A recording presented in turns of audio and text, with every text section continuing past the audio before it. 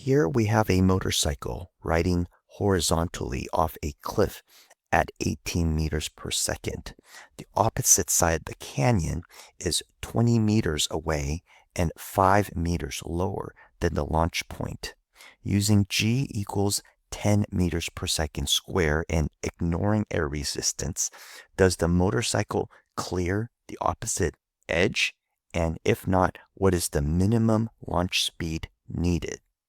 When you're solving these type of problems, it's very helpful to draw a sketch and write down the relevant information.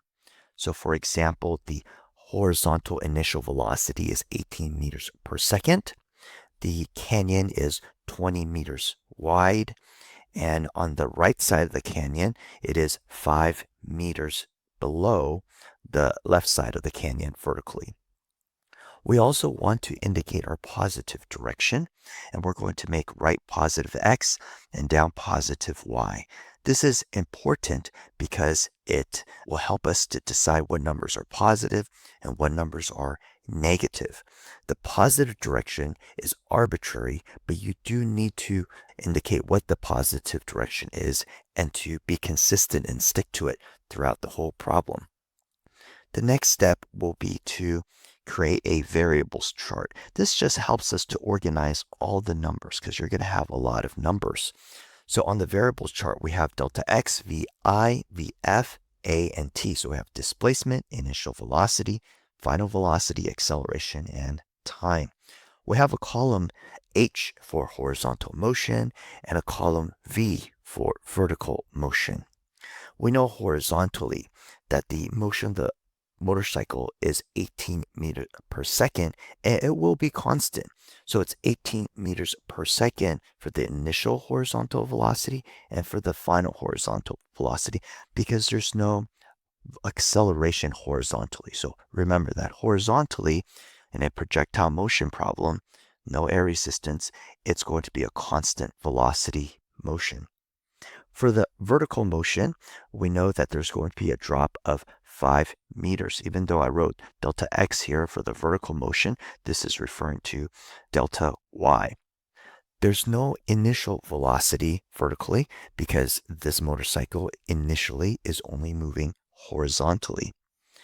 Also, the acceleration is 10 meters per second squared because we're using g is 10 meters per second squared.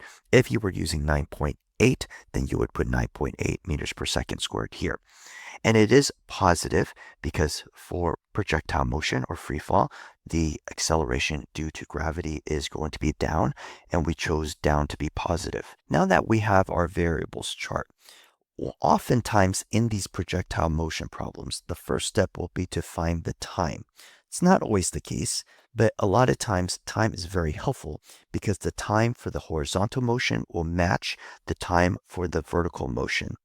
And so we're going to use this kinematics chart to help us define an equation that will help us define the time. Because we know at least 3 of the variables, we can always find the 4th variable. To use this chart, we're going to look at the variable that we don't need. So in this case, we're looking for time, so we need that. We also will need these 3 variables here. The one that we don't need is final velocity. So we're going to go on the chart and find the variable of final velocity. We're going to go down to where it's shaded in, it's colored in here, and then go to the left.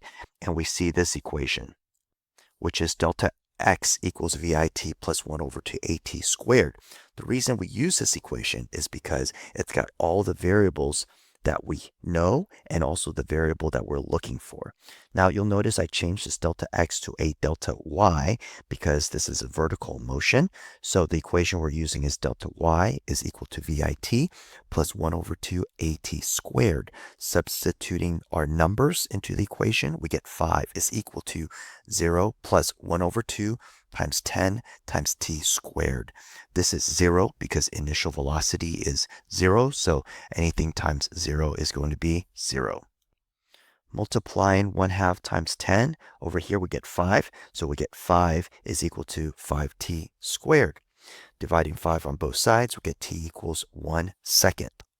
Our next step will be to find out how far does this motorcycle travel horizontally in 1 second.